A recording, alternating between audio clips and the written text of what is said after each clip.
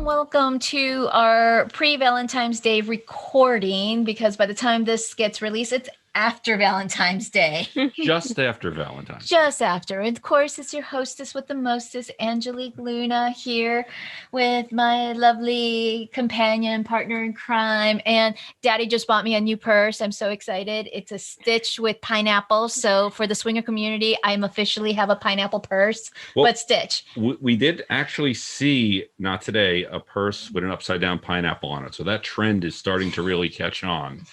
But no, Disney would made the pineapples right side up. Yeah, I know. I was looking for a few ones, but it's Stitch. Eventually, there's going to be an upside down pineapple with Stitch.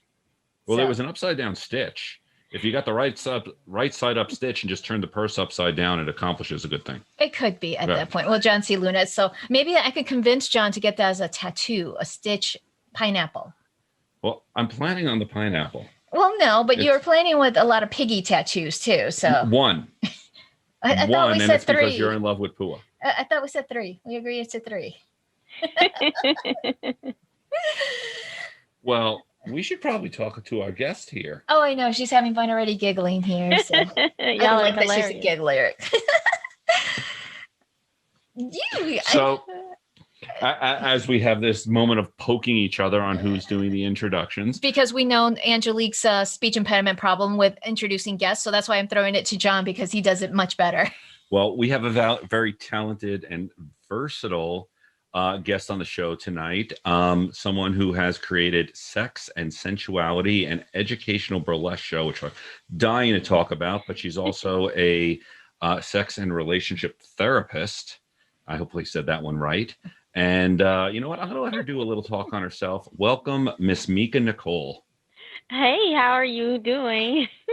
We're doing wonderful. How are you? I'm doing great. Thank you so much for having me. I really appreciate it. Well, we couldn't pass up with all of the different things you do. And whenever I hear the word burlesque, my ears go up. It's one of those underground things that people who haven't done it still think Chicago or like the play, some from way long ago. They have these 1920s images, and the truth is, it's so entertaining. I've been to so many of them, and you put the word educational in front, so I want to hear about that. Yeah, it's definitely entertaining. I love burlesque. So I came up with my show in 2013. I started just wanting to teach women how to be sexually confident in expressing their needs in the bedroom. So it was strictly for women. And my goal was to teach women how to, find the best sex positions, the right lingo to use when expressing their needs to whoever their partner is, as well as learning about aphrodisiacs, tantra. It was just a whole conglomerate of sexual, fun tidbits that I would teach. And then I would include a dance lesson. I had a choreographer at the time who would do the shows with me. And she would do a little sexy chair dance routine or lap dance routine, something that they could take back home to their partner. And it was just such a good time. But in 2019, I wanted to switch it up a little bit and include more of the burlesque dance to the show. And I changed it, and we include acting now. So I write, produce, and direct the show. And it's different scenarios that couples or women may experience in their sex life. And we bring it to the forefront, and we present the issue. The woman always has an issue. And of course, at the end, she's always satisfied, with the resolution. So we incorporate the dance in between the skits. And this was just a way to make sure we are entertaining our men, but also showing our women that these dance moves can be done by any body type, any shape. They're not that hard, and you can still take them home. So we just wanted men to be included in a way that they felt comfortable sitting there with their spouse, looking at, these women dancing. So we do not have any striptease, but we are dancing in lingerie. Very cool. I tell you, Atlanta is like this, for me at least, recently discovered jewel of the South. There's so much going on in that city. And it is actually so vibrant sexually. The fact that you've been doing this for 7 years now, that's amazing. And we're just discovering this now. I'm feeling like lack of marketing here because we drive up to Atlanta quite a bit. So that, Oh, really? yeah. So we've gone to Sex Down South 4 times. So that's one of our favorite conferences to go up and visit. And yeah, no, that sounds exciting. Have you approached Sex Down South to do this show? No, I have not approached them to do the show. No. I suggest you to do that because this would get such a bang because they have some wild nights there. So yes, it would be so much fun. Yes, because I know right now they're accepting presenters. So that's, if you want to present, the storytelling dance and how to resolve your sexy issues, that's good. Hey, I love Marla. That's why I promote her. Sorry. Well, I'm curious. I know Marla. I've spoken with her a couple of times here. Well, I'm curious. You obviously saw a need to create this back 7 years ago, and to do something like this in the South definitely takes some chutzpah, we'll say, to put this together. Curious, what was the experience of starting to develop this and bringing it together? Because I went to the website, the video's hot as hell. Thank you. Looking good. Thanks. So how I started, is really a very simple story. So my 2 good friends at the time, we were all talking one day, just hanging out one night, and they're like, I have to have a drink or something to be sexy for my man. And I'm like, why? You shouldn't have to. You shouldn't need anything to feel sexy. And I just felt like a lot of women are very shy, but also not just shy. A lot of times we're made to feel like we are dirty, nasty, hoes, or whatever if we express that we want certain things in a bedroom. So my goal was to teach women how to express that without feeling shame. So I just wanted to take the shame out of talking about sex. And of course, the more we talk about sex, the less deviant sexual behaviors we will experience. So that was my goal. And then especially to give power back to Black women because of the whole Jezebel and the, oh gosh, what is her name? Why the name just lost me, but there's a character that they made the bust of her, and she has a big booty and all this other kind of stuff, and it's made to look like that's what all Black women are about. So my goal was to teach sex in a positive way, being able to express ourselves sexually, take our power back as women and as Black women, as well as teach healthy, safe sex. Yeah, that's something I gotta blame us guys for at times, because I see so much we say that we want the freaky woman, and then when we finally get it, so many of them are like, oh hell, and it's like, damn it, boy, you asked for it. So yes, right. That was my pre-dating experience, because I was the lady in the street and the freak in the bed, and some guys just like freaked out. I'm like, really? Really? If I was considered the mistress, then it's okay. But as a permanent relationship, that was not okay.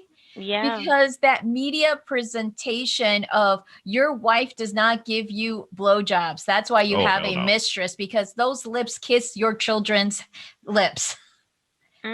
Like, that philosophy just doesn't make sense for me ever. Yeah, it doesn't. And you should be able to please your partner in any way that you feel comfortable. Of course, you need to feel comfortable doing it without feeling like there's some shame tied to that. And it's amazing how much shame we find on the podcast, doing coaching, of it stops us from communicating with even our partners. I think a lot of people are a lot freakier than they will ever let anyone know, even admit to themselves. And if they did, I always think, the more good, positive sex we have, the nicer the world is. It is. It's such a great stress reliever. And then you're not hiding stuff from your partner.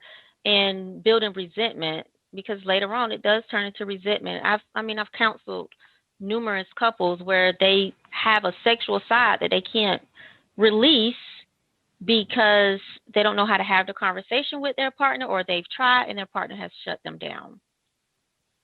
Well, I think a lot of us were lacking more the tools as opposed to the want, or at least not just the tools, but the permission as well to express that.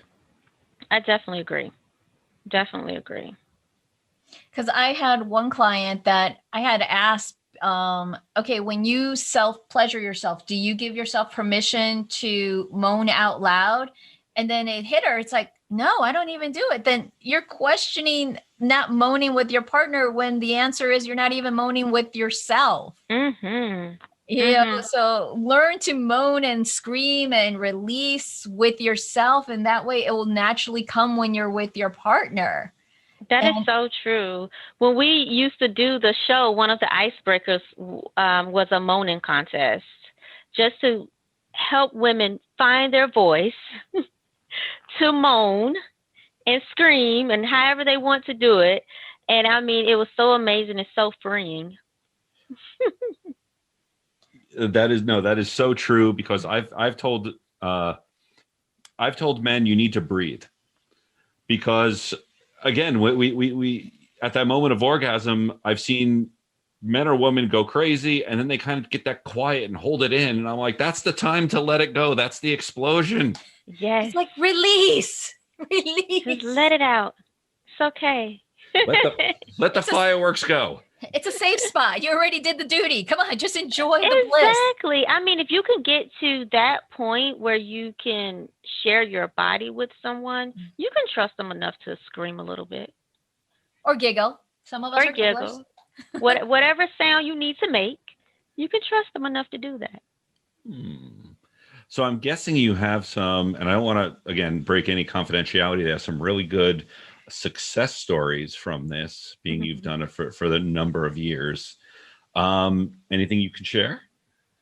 Yeah. So one individual years ago, she wrote me, and she's like, your show just motivated me so much to just become more confident in who I am as a woman.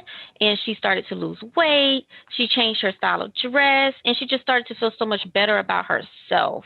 And that, of course, is going to increase your sexual confidence in and of itself. So I had her. I had another couple. They, utilize one of the games we played to create conversation for themselves at the show. And he learned something new about her. He learned that she loved missionary sex. And he learned, she liked missionary sex because it brought them closer, in her opinion.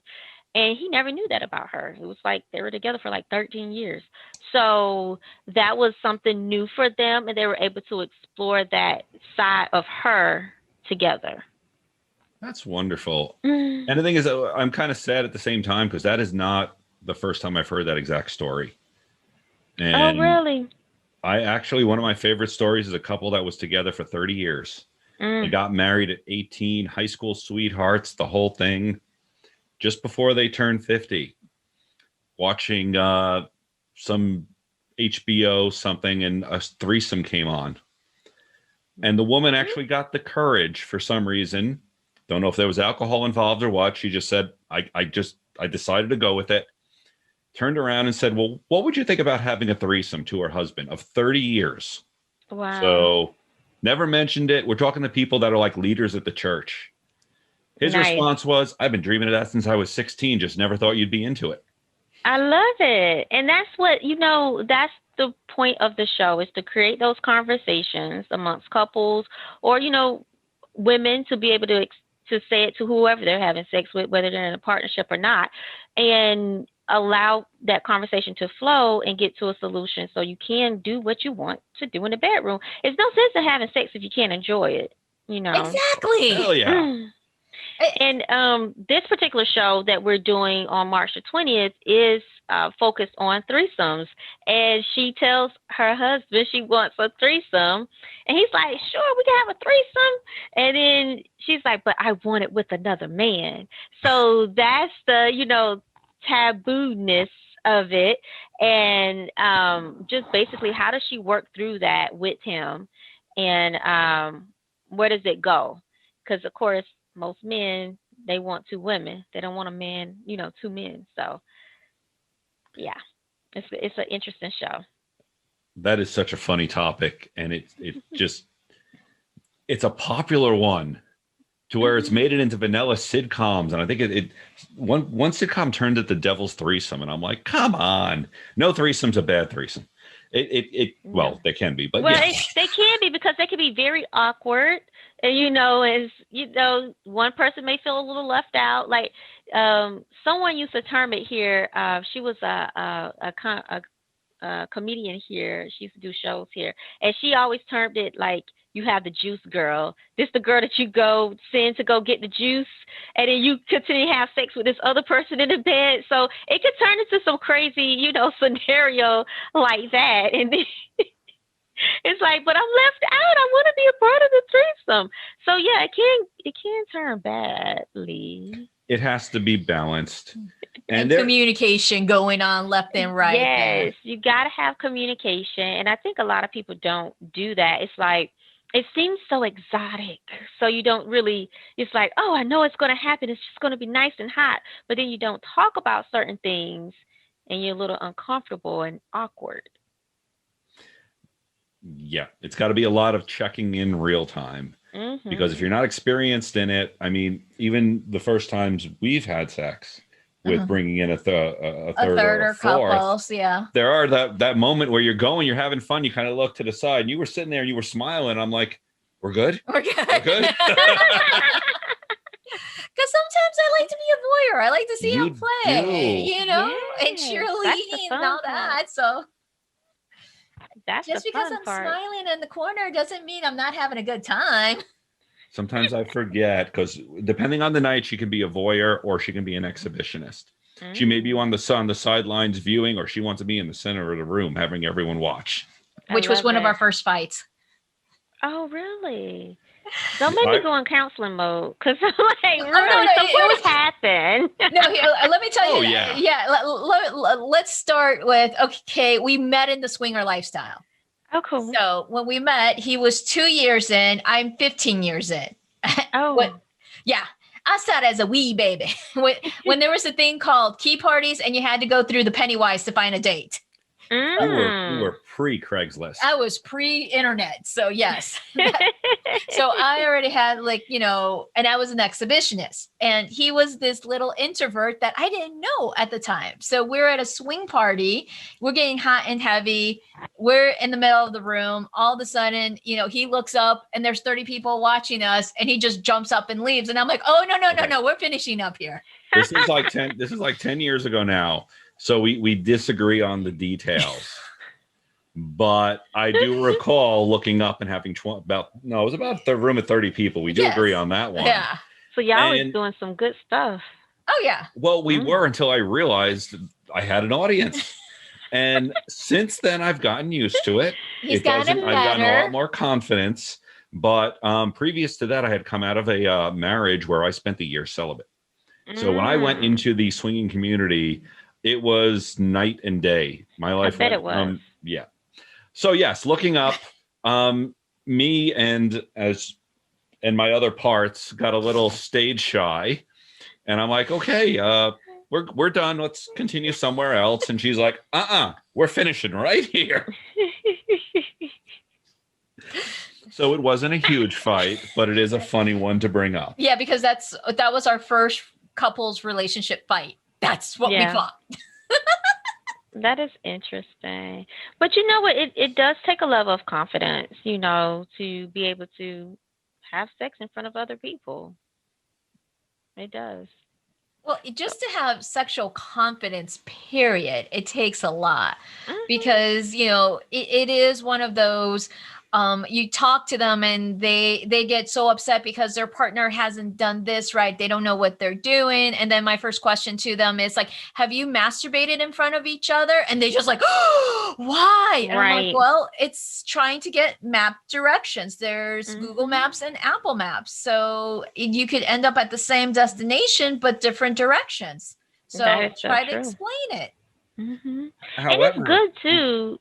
Oh, go ahead. Please go ahead. No, I was just going to piggyback a little bit off of her. It's just good to, like you said, masturbate in front of each other. But the more you know about your body, the easier it is for you to tell them, like, hey, move a little to the left, lick a little harder, suck a little deeper. I don't know, those types of things to get you what you want in the bedroom. So masturbating, moaning, all those things we've been talking about, they are so important. Yeah, I don't like a quiet lover. That silence just adds for too much questions about, am I doing it right or wrong? I'm not sure here. Or at the beginning of a horror movie. Well, yeah, that too. But I do agree. Like, it makes you question yourself. Like, dang, is she satisfied? Is he satisfied? Does he like what I'm doing? You need some direction. You need some encouragement. Well, the one thing we've come to encourage is what we call our post-game wrap-up, which is in terms that most people understand that when you're done with sex, doesn't have to be immediate, but there needs to be some type of discussion of, was that good? Was that bad? Did it feel mediocre? Did you keep going in the wrong spot? Is my, did I pull my shoulder out in high school and you kept leaning on it?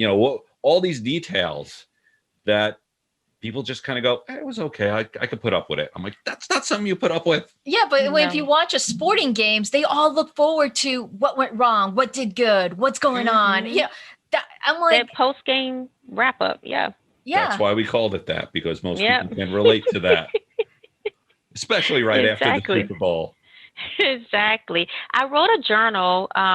It's called, why do I always 20-day journaling guide to reconnecting sexually with your partner. And in the guide, that's what it's all about. It's just having those discussions, talking to each other about what you like in the bedroom, how you like it, when you like it, and all this stuff. And it leads up to you, hopefully, that 20th day coming together to have sex based off everything that you've learned about each other over those 20 days. So, yeah, I encourage that conversation. And can people buy that on Amazon? They can buy it on my website, which is mekanicole.com. No, I like resources and tools like that for people to get them out of the freaking head, because you need to speak it out and, vomit your words out to say what is it you're feeling and thinking. And sometimes you need that structure. Because if you tell people, it's like, sit down and write your feelings, they're like, what do you mean my feelings? What do you mean? I was like, so writing prompts in journals like that, I'm always excited to share. I'm like, dude, this is the way to get out of your comfort zone. I do agree. Definitely agree. Well, we're going to take just a real quick break. And when we come back, we're going to talk a little more with Miss Meka Nicole, because she is also a licensed mental health therapist. So we'll be continuing that in just a moment.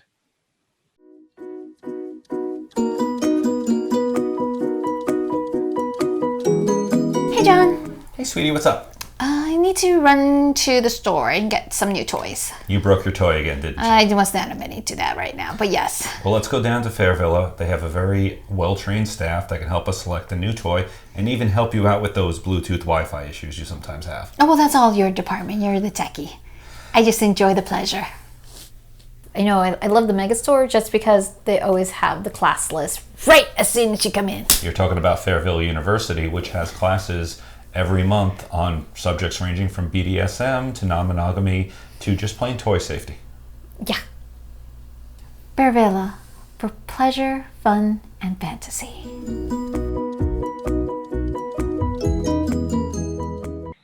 Okay, thanks to our sponsors for taking care of the bills and taking care of this podcast so we could still bring you fun and entertaining educational stuff like our current guest, Miss Meka Nicole. Again, my speech impediment.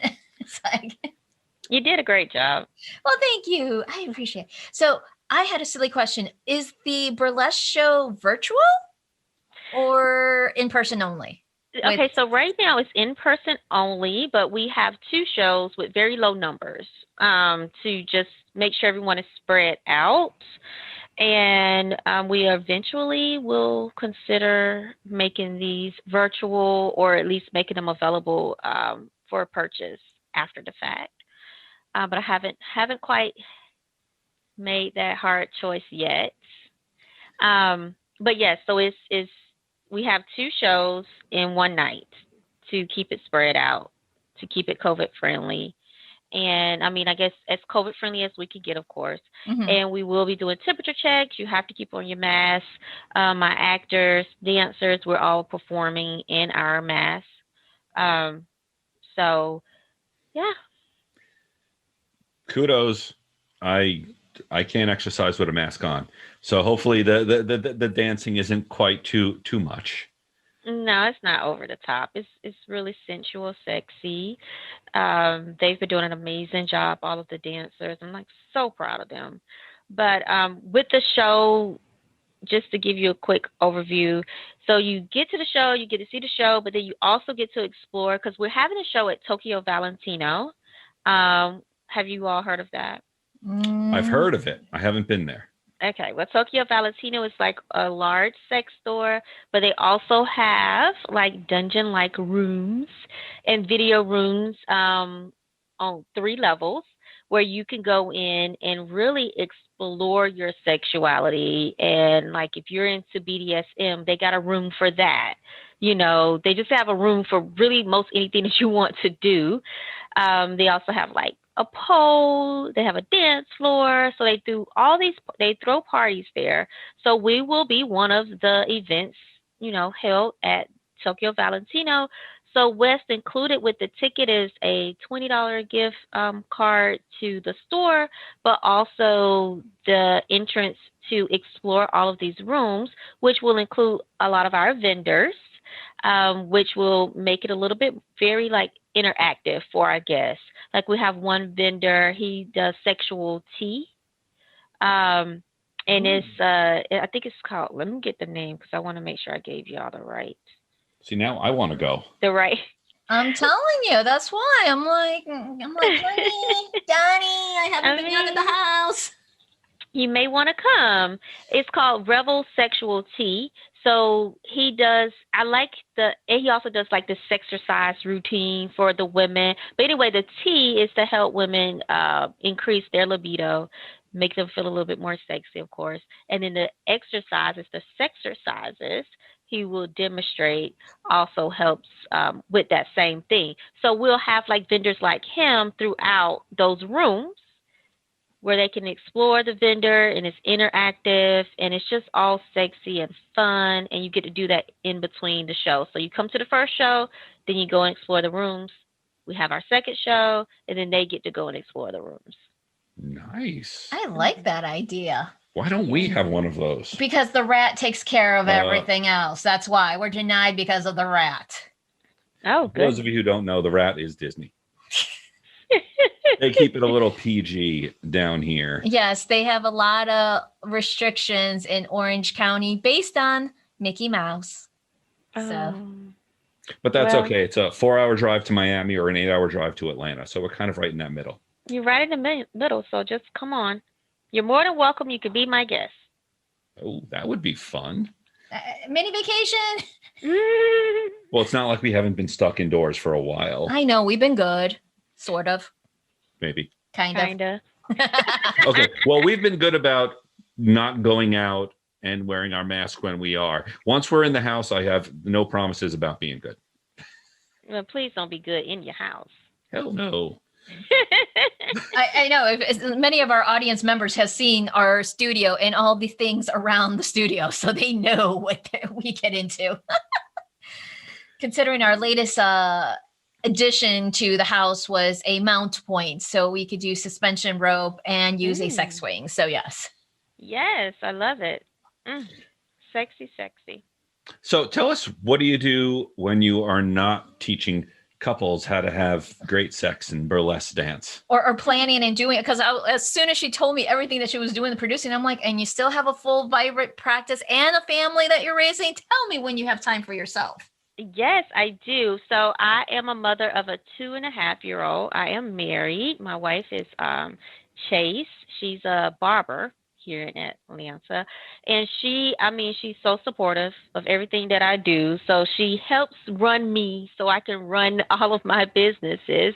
And but aside from that, I do run a private practice. Right now we're really expanding because this is like the age of the therapist right now. That's what I say. I call it the age of the therapist.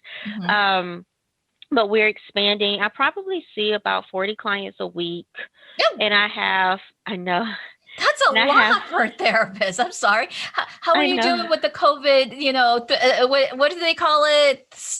COVID stress as a mental health therapist? Because I know I had one of my mental health friends. It's like, don't forget to check in on your therapist friends. And I'm like, okay. It's like, yeah. Well, I just hired another therapist. So I have another therapist. I have an office manager, and they have come in and just taken, some of the load, and it has been great. I will be hiring an intern soon. So, that will help with some of the load. Right now we're pretty busy. So I'm just grateful for it, though. Absolutely. Very, very grateful for it. But once I finish, with my counseling, I normally just kind of rest. I go to sleep. Doing the show is a fun thing for me. So it's really, to me, a form of self-care. So I don't look at that as work per se. I like to read. I love playing video games. We go bowling, so I do get time for myself, That's good. Yes, I like that balance there to make sure you still take care of yourself, because, it is a lot taking care of others and, counseling them. And, sometimes when you're hearing you just want to say, okay, I'm here for you. At the same time, let me just get the Simpsons baseball bat therapy to remind you it's all about you and taking care of you and because it's one of those things that people are like, well, I got to take care of everybody else and not myself. And I'm like, no, if you can't take care of yourself and recharge your batteries, how can you take care of others? That is so true. I learned a long time ago. I started in this field as a behavioral health case manager for adults diagnosed with severe mental illness. And I started that job right out of college. And I was like 20. My mom was like, why are you working with this population? I'm like, Mom, it's okay. I can do it. I can handle it. But I learned really quickly that if I did not learn how to separate my feelings for them and my want for them to succeed and be healthy and make good decisions, then I was going to burn out really fast. So I would see 4 clients a day. After I would leave, I left at 1:00, and I would picture a little wastebasket and throw them all out of my mind and go home. And that was it. I didn't think about them again until I had to see them the next time. And that's kind of like how I've been able to get by without burning out. I just, it's like when I finish with you in your session, I do my note and I'm done. And that's it. That's fantastic. Great that you're able to do that. I find it very interesting the last year with COVID, how I think effects have been unexpected. Being that everyone's been indoors, I'm sure now, and from our other mental health professional friends, the people going to mental health has increased. Mm-hmm. And it has. I was seeing, by the time COVID hit, right, well, let's say by January of last year, I was maybe seeing maybe 10 clients a week. And then by April, I was up to maybe 20. And my biller was like, okay, you need to hire someone else because I can't keep up with these clients anymore. You're too busy. And so probably by June, we were up to about 30 to 35 clients a week Wow. last year. Well, Yeah, and then all of my friends, my friends are therapists as well, and their practices are flourishing. So we're doing our best to help. well, we appreciate it. And again, I'm glad it's success because this has hurt so many people and so many people's careers have gone up in smoke and are currently in limbo. So to hear that some people are succeeding, besides the big rich people. Come on. No politics. Come on. This is sexy time. I think that it's more is I say that I don't look at it as like us as therapists succeeding. I look at it as not succeeding money wise. I look at it as succeeding in helping as many people as we can because, I think we never think about grief other than when we lose someone to, from this earth. But we are grieving. Like this country is grieving right now. And it's so many people who are grieving for COVID. They're grieving the loss of their normal lives. They no longer have their normal coping skills. And then on top of grieving, loss of jobs, loss of relationships, and then on top of the loss of their family members or friends and not being able to even get out and see people anymore. So I look at it as we are being successful in helping as many people as we can get through this pandemic. Absolutely. And that's something that people often don't understand when seeing a mental health professional in a relationship aspect, that they're grieving the loss of a relationship. They're grieving the loss of not having something there that was always there. I mean, the person's still alive, but they moved on, but it is, something they still need to grieve. And we decided to specialize more in the ethical non-monogamy coaching and helping people in that aspect because there's still not as many, but it is changing. Licensed therapists and mental health professionals that understand those lifestyles dynamics. And especially when a polyamory couple loses a partner because of, they moved on or they found somebody else, they still need to grieve that loss. That is so true. I did have my first, well, I'm not going to say my first, but I guess my first polyamory situation where that exact thing happened, and she was just finding it so hard to cope. On top of it was COVID, so right. We really had to work through her feelings of loss and just trying to overcome that particular situation. So I do agree. And I think that more therapists, we talk about like multicultural counseling and we talk about counseling like being a diverse type of therapist. I think that more therapists do need to look into, those non-monogamous, lifestyles and relationships and understand them because it's more people, who are living that way. They are. And it's just, they need to understand that these lifestyles, there's nothing wrong with it. In all reality, they've been going around since the dawn of time. Exactly. It's just been, the last couple of centuries that we're like monogamous. You have to be married and have kids and all this because of, what was it? Your interpretation of the church because of the land and. Oh, yeah. Okay. 12 years Catholic school. So I got some of that history in there. And of course, the thing that always came up is why priests aren't married. And the popular answer was it's because they need to devote their life to God. And that's not the truth, as far as I was told. The reason was you always inherited your land, the male, from your father, going back to the 13th, 14th, 15th centuries. So if your father was a priest in that time, he had the church. The church didn't want to give up the building. Oh, wow. So they stopped them from getting married. There's always a functional reason behind it, whether that's the popular reason. So. Well, I learned something new tonight. Thank you. Oh, you're welcome. Usually we're the one who's always learning and we love it. We teach a little, but I know, but when we have guests, we always learn so much fun stuff. That's why. so tell us, where can people reach you? So they can reach me on my website. So I have two. So one for the show is sex, the letter N, sensuality.com. That's where you can go and purchase tickets. You can find out more about the show, find out more about, what I do as a sex educator. I do keep those two separately. And let me tell y'all a real quick story why I keep it separate. So I was on Psychology Today, and on Psychology Today, you list your areas of expertise. And one of the areas that I had in the beginning, when I was like very young in this world, I had sex therapy.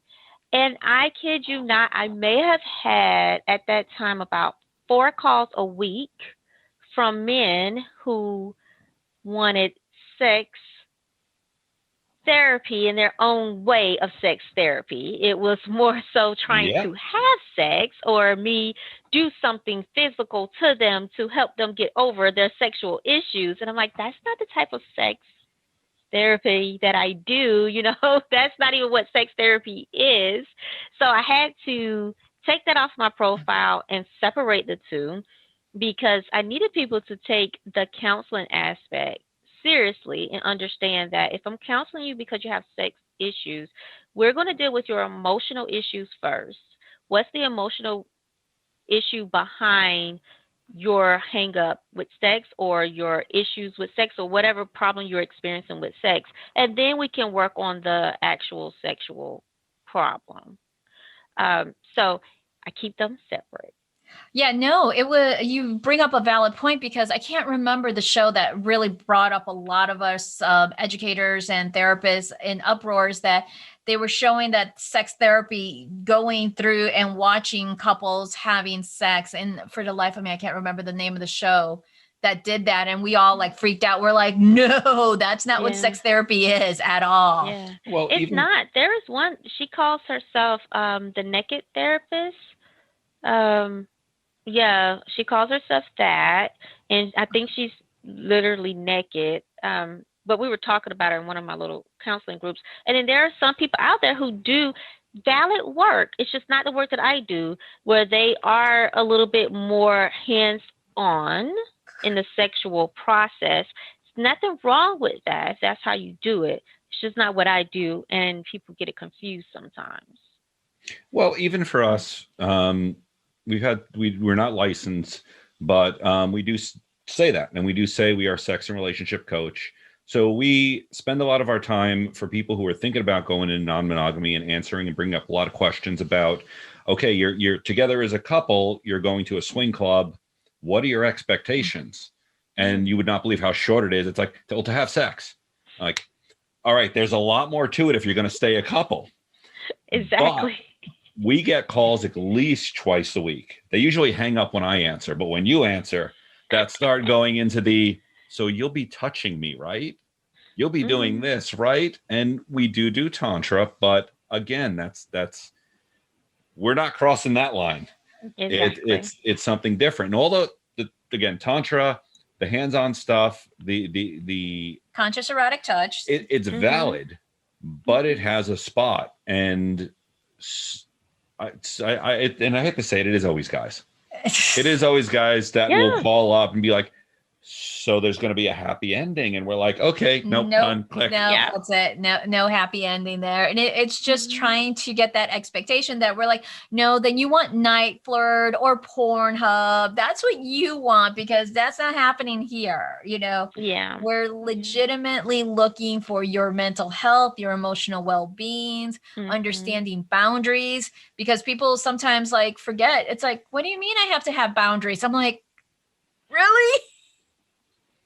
Well, you brought up a good point. When I, just to kind of circle back real quick, when I do my shows, I always, that's why I say the educational shows too, because if I'm having an issue, like this couple with a threesome, we're going to talk about somewhere, one of the characters has to say something about boundaries or these are the things you need to look out for. You want to make sure you're using protection. Like they're going to say something educational in their spill, because the goal, again, is to teach people in the audience these things. Like, okay, we're not just having a threesome. You got to talk about it. You got to talk about these certain points, if you're going to have a threesome. So yeah, that goes back to our playbook. It's like, you're watching a game. They have the pre-game show. They say what the expectations are, what's going on, what has happened, what they want to see. Then you have the game, and then you have the post-game wrap-up. That's how you need to approach these types of relationships, or even your monogamous relationships. If you're going to have like a date night, what is it that you want out of your date night? Are you discussing it? What's your, wants or needs this night? I mean, do you just want to sit and watch a movie to get aroused, or you want to read erotica to each other? The funny thing is, neither one of us are sports fans, but we keep going back to that analogy because Well, it it's works. a great analogy. I mean, it definitely makes sense. And like you said, it works. And then it was something else you just said, oh gosh, that I wanted to kind of piggyback on real quick.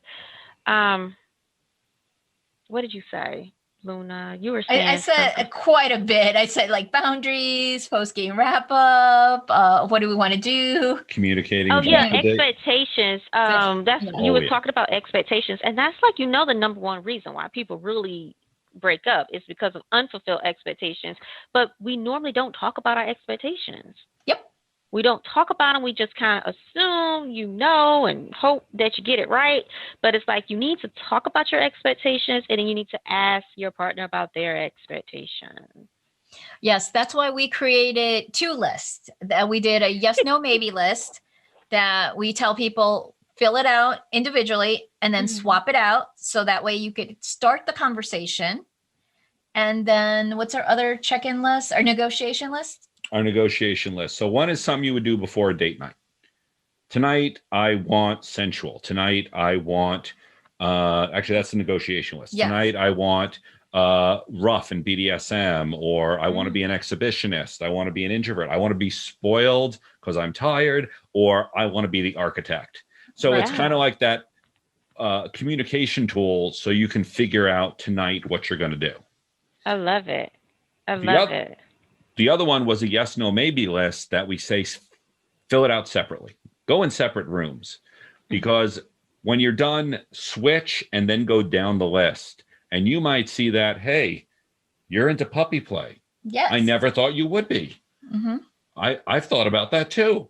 And it has probably about 120 different things that you can say yes, no, or maybe, and even put little notes on like how experienced you are, how often have you had it? Or I'd like to try it, but it needs to be in the right mood, or it needs to be, maybe I do need that, glass of wine before we try that. So, but tools like that are necessary because we really don't come innately with those skills of communication. I definitely agree. So is that too something that's available like on your website? Like if I wanted to like send a couple to that website? Okay. Yep. Just go to our website, which is sexpositiveme.com under resources. And there you'll find the list for both lists. And then I think a couple other things. There's a few other games we put in there. I love it. I love it. During one part of COVID, when we were drinking a little bit, we also came up with Pornhub Roulette, which probably is a fun game you can play alone or with your significant other. It just went wrong with too many bottles of wine. We're just saying that.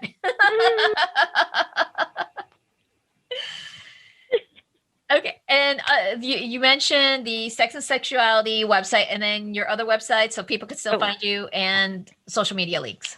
Oh, okay. So the other website is mekanicole.com. That's MEKA, M as in Mary. EKAN as in Nancy, ICOLE.com. And then my social media is Meka Nicole Alford. That's for both of them. That's Facebook and Instagram, and Sex and Sensuality as well. I'm so glad you got that domain. We're going to list all those links in the show notes so that people can find you. And I'm going to do my best. I don't know if I can do an 8-hour drive, mostly because our car hit 218,000 miles and we know we need to get a new one. But with COVID, it's like, I'm going to buy it and then I have a car payment and I'm not going nowhere. I just want to make it last a little longer. Well, Yeah, 'cause understood. I think we drive maximum like 300 miles per month.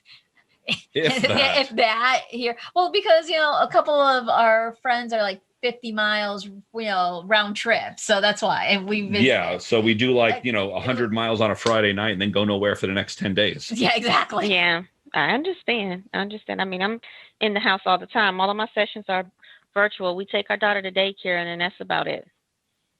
At least someone's having entertainment by themselves. Well, thank you so much for coming on tonight and sharing, and thank you for doing this. We appreciate your work very much. Well, I appreciate that, and I appreciate your work too. Thank you. Thank you. So if you enjoyed the show, you can go ahead and check out us on sexpositiveme.com. We have all our links and social media over there. And what are we doing next week? Next week is our Just Us podcast. So we're promising once a month that we will do a Just Us podcast instead of interviews, because I know everyone loves the interviews, but there's still times I want some alone time. However, I was working on a topic for that one. Oh, Wank Watchers? No, we need a masturbation episode. Wank Watchers. We'll get into that. So stay tuned next week where we will talk about masturbation. Thanks for seeing us, and we will see you next week. See you next week. Bye.